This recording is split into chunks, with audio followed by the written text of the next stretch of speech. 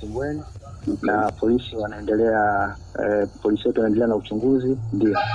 Msemaji wa jeshi la polisi DCP David Misime, licha ya kueleza wanafanyia kazi taarifa hizo, lakini amerudia wito wa kumtaka Polepole kuripoti ofisi ya mkurugenzi wa upelelezi wa makosa ya jinai DCI.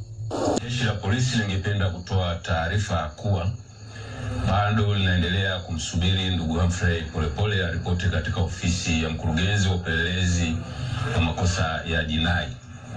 Ndugu Humphrey Polepole alitumiwa barua ya wito kwa mujibu wa sheria za nchi aripoti katika ofisi ya mkurugenzi wa upelelezi wa makosa ya jinai ili atoe maelezo kuhusiana na tuma mbalimbali alizozitoa kupitia mitandao ya kijamii, lakini hadi leo hajatekeleza maelekezo hayo kwa mujibu wa sheria. Jeshi la polisi limeona taarifa zinazosambazwa kwenye mitandao ya kijamii na ndugu zake kuwa ametekwa.